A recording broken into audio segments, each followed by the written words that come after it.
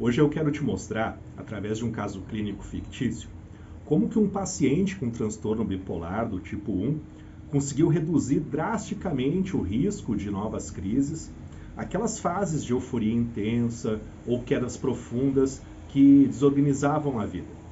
E você vai ver como isso aconteceu com passos muito concretos, estratégicos e possíveis de aplicar no dia a dia de cada um. Olá, tudo bem?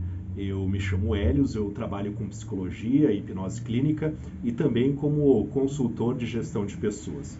Se você gosta desse tipo de conteúdo, com casos clínicos, psicologia aplicada e algumas estratégias mais práticas, já se inscreve aqui no canal, ativa o sininho e deixa o teu like para me ajudar a continuar produzindo vídeos como esse.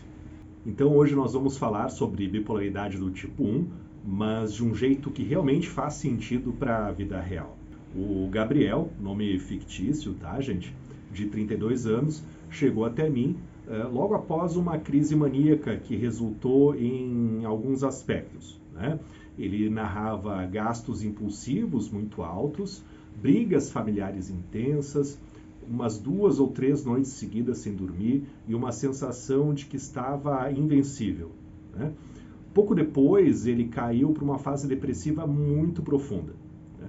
Porém, o que de fato estava destruindo a vida dele não era só a crise em si, era não perceber os sinais antes que as crises estourassem, porque quando ele percebia, ele já estava no olho do furacão, né?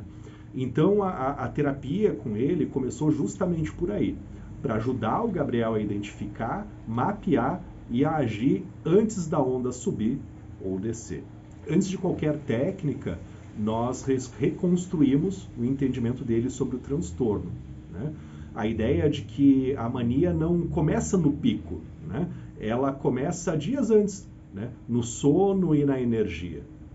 A depressão também não é um buraco que acontece subitamente. Ela dá sinais cognitivos e emocionais de que ela está prestes a aparecer. E o tratamento não é só medicação, né? É ritmo, é rotina, é autorregulação. Quando o Gabriel entendeu tudo isso, ele parou de lutar contra o transtorno e começou a trabalhar com ele. Mas de que maneira isso de fato aconteceu? Nós criamos um protocolo simples, mas extremamente eficaz, que transformou a vida dele em algumas poucas semanas. A primeira coisa que nós fizemos foi monitorar o sono, né? Nós criamos um registro de horários, dos despertares e da qualidade. Por que isso acabou ajudando? Porque o sono é o primeiro alarme da mania, né? Ele começa a reduzir antes da crise aparecer. Segundo o monitoramento desse protocolo que nós aplicamos, né, foi do nível da energia. Então ele aplicou uma escala de 0 a 10 todo dia, sobre como estava o seu nível de energia. E por que isso ajuda? Porque as oscilações de energia mostram a onda antes dela quebrar, né? Energia disparando acaba nos sinalizando que tem um risco de mania aí presente. E a energia despencando já aponta um risco de depressão. O terceiro monitoramento que nós fizemos foi em relação à impulsividade dos gastos, né? Registro de impulsos, de irritabilidade, de compras, de decisões aceleradas. Por que isso protege, né? Porque esses são sinais muito precoces da instabilidade. Quando eles aparecem, nós podemos fazer alguns ajustes imediatos na rotina e no ambiente, né?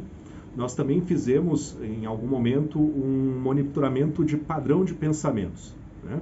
Em relação à aceleração, por exemplo. Minha cabeça não para. E também em relação à desesperança. Não vejo mais perspectiva de vida. Por que isso protege? Porque o pensamento muda antes do comportamento. Quando percebemos isso, vamos conseguir intervir mais rápido, à medida que eu consigo trabalhar com um sujeito, um pensamento alternativo àquele que normalmente é automático, que é disfuncional. Com esse sistema, o Gabriel deixou de descobrir a crise quando ela já estava gigante, quando já estava no olho do furacão. Agora ele consegue agir preventivamente e isso ajudou a transformar completamente a estabilidade dele. Aqui nós reorganizamos 3 pilares fundamentais. Primeiro, a rotina de sono e do acordar, né?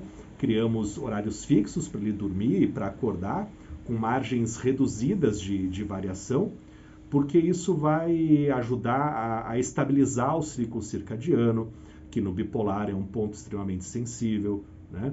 Também trabalhamos no controle de estímulos durante a noite, né?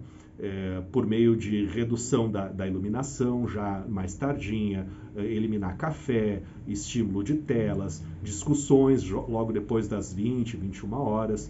Por que isso é importante, né? Porque o cérebro da pessoa que sofre com transtorno bipolar é extremamente reativo a esses estímulos no final do dia, em especial no final do dia, né?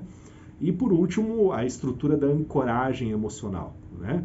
Nós desenvolvemos algumas técnicas de respiração, de mindfulness rápido e pequenas pausas de checagem interna, para ele poder olhar para dentro de si e se ajudar a perceber aonde que esse momento da euforia ou da depressão estavam se encaixando, né? Depois de algumas semanas, né, nenhum episódio mais de mania nós percebemos dentro da rotina do Gabriel, né? Ele teve ali uma leve queda de humor, mas que foi percebida e trabalhada dentro de 48 horas durante o tratamento, né? Ele cita que a autoconfiança voltou e pela primeira vez ele relatou sentir que estava dirigindo o próprio cérebro e não sendo puxado por ele. E aqui um ponto muito importante, gente, a estabilidade emocional ela não surge da força de vontade apenas, né? Ela nasce da consciência dos próprios padrões. E quando tu aprende a monitorar esses padrões, tu deixa de ser passageiro e assume o volante, o controle da própria vida. Agora eu quero te perguntar uma coisa. Qual padrão tu percebe que começa a mudar antes de uma fase difícil chegar? Se esse vídeo te ajudou, te inscreve aqui no canal, deixa o seu like e ativa o sininho. E até o nosso próximo vídeo. Valeu!